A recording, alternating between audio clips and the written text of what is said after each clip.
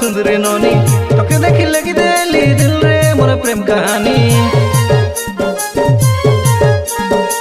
केबे मुई नहीं देखी तोर पारा सुंदरी नोनी तोके देखी लगी देली दिल रे मोर प्रेम कहानी तोर पदर पाउजी न करो डंडी मन के मोर नेल बेटाणी काई जादू कर देलु रे रानी ए मोके फसे देला रसे देला रे ई कोरा पुटियानी ए मोके फसे देला रसे देला रे ई कोरा पुटियानी मोके साट पट नाई भाव तुइनो ना बड़े छुटकी मार ले सोबू है बैठी बना मोके साट पट नाई भाव तुइनो ना बड़े छुटकी मार ले सोबू है बैठी बना मोया मोर डियर गोटे ब्यूटी कुई तोके फसे देले रसे देले मोय कोरा पुटियानी तोके फसे देले रसे देले मोय कोरा पुटियानी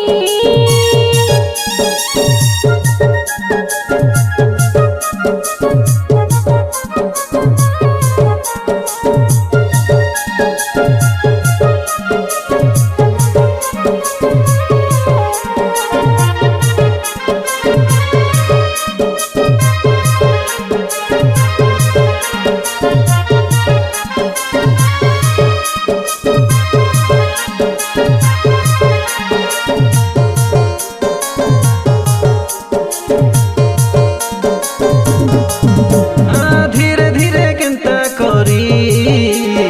मन के मोरने लुचोरी केते बेले लो भेला नाई हेला रे जानी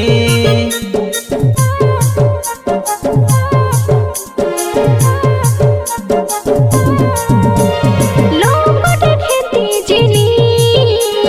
जिद करी नाई हुए नी टाइम जाने बदली है सी नाई से रे कतनी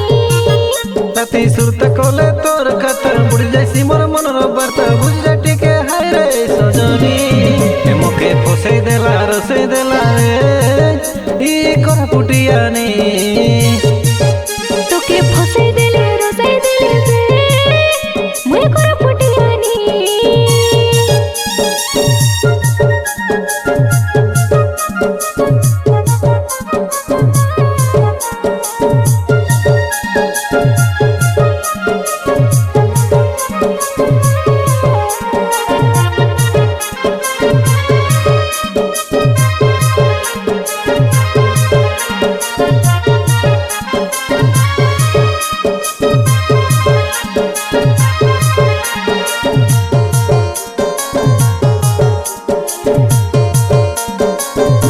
मोय तोर सुंदरी रानी मोर पर अर के नाईनी मोके तोरे नहीं जा राजा बनाई कोरे तोरी रोज